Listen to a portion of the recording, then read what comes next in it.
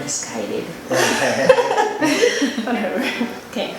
Hey guys, it's Tiffany. Welcome back to my channel. So we have Brandon here and Safa Grey. Tavares Grey. If you don't know them, I don't know where you've been living, probably under a rock. But these two lovely people are in charge of Godly Dating 101. And so we've been friends for a long time, a few years now. We actually went to the same church. So, well, not so, but it's okay. So we decided to do this quick video just talking about our expectations of marriage versus the actual reality. So we're just gonna go down the line. We've been married for about 1.5 years now, and we're just hitting 6 months. Yeah, so we thought it would be a good perspective to kind of give you guys an idea of what our thoughts are. So who wants to start? Maybe Brandon. Oh yeah, I wanted to wait till the end in case hers was bad. I could like ante mine up. But my expectation, I never really had one. I knew we love each other, we're gonna move in together, pay bills, go through life. But what I realized was I'm kind of selfish in a sense, but not like a bad selfish. Like I like things my way, I like it a certain way, I'm used to it this way. Now if I feel it's for the betterment of both of us, and you're just doing it completely opposite, I can't rock with that. It makes me upset. But and I realize I'm a neat freak. Yes, so I never knew that about myself. So I realized I'm a neat freak, and just any little thing kind of sets me off. But I've been working on that for like the last year. I've been pretty good. Marriage brings out the best of you, and definitely the worst of you. Yeah, it does. Yeah, for sure. Yep. But if the long run, the big picture is worth it, you have a partner for life who's gonna stand by your side. No matter how mad you are, if she wants to run out the house because she's upset, she gotta come back, all right? She gotta come back because your clothes, I know you ain't leaving your clothes. You left your charger, you gotta come back.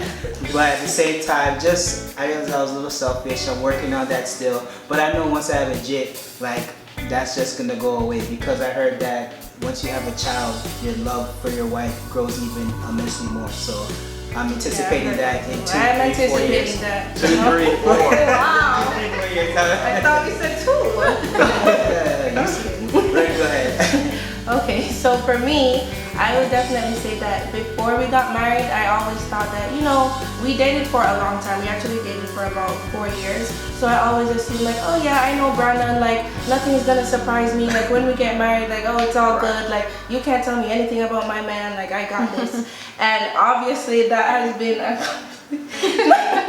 let me tone it down. But I just want to say, like, it's not the same. The person that you dated is not the same person you married, because when you're dating, you're kind of on a climax, you're on this type of high cloud, and then once the wedding is over, that's who you're really with. That's reality. That's the person that you're like, oh, so they don't like washing dishes, or they don't like taking out, that's really me, but they don't like taking out the trash, or, you know, just little things that you really didn't pick up on when you were dating, because obviously we weren't living together before, like, so you just come in and out, you're going on dates, you're going over their house for a few hours, and then it's like you're gone. So you don't get to see like how that person really operates. So I would definitely say that's what I've learned. Like I'm just learning different things about him, and it's like you can't really change that. There's certain things that's in their nature. That's just who they are. So you kind of just have to learn to work with it. And if it's something, my motto is if it's something that you can fix, like if I don't like, this is just an example, but if I don't like that Brandon leaves the toilet seat up, I'll just close. No, I'm saying like that, but he doesn't do that. But I'll just close it. If it's bothering me so much,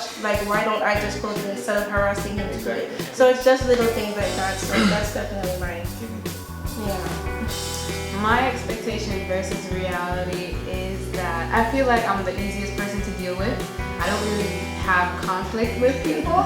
I can say that I get along with pretty much anybody because I don't like to argue. I'm very friendly, and I try and diffuse. I'm like a problem solver, I guess, or I hate what do you call it, arguments. I just hate getting into conflict, so I always try to diffuse the situation before it gets any worse. But being married, wow. I realized that, and that's a good thing because I feel like we can't grow together if we don't have some type of conflict. That's we can't true. just always Yeah. be, you know, on living on a bed of roses. It doesn't work like that. So what I realized is that even though I might feel like I'm an easy person to deal with, and there are things about me that will still cause, you know, a problem or an argument. Like for instance, I'm not an argumentative person. So if there is something that we really need to sit and discuss, like a conflict, I would rather, you know, not deal with it, but that can cause a problem because some things just need to be discussed. So I can't. Thank really God I'm just- argumentative. And he's very argumentative. So I feel like somehow we have to try and find a balance. So I mean, I thought that this would be easier for me because, you know, I'm Easy going. yeah, exactly. But I feel like once you're married to someone and you're not the same person and you grew up in different environments, it's when you're becoming one, there's gonna be some type of conflict, no matter how easy you think you are to deal with. Like it's gonna be different. So that's mine.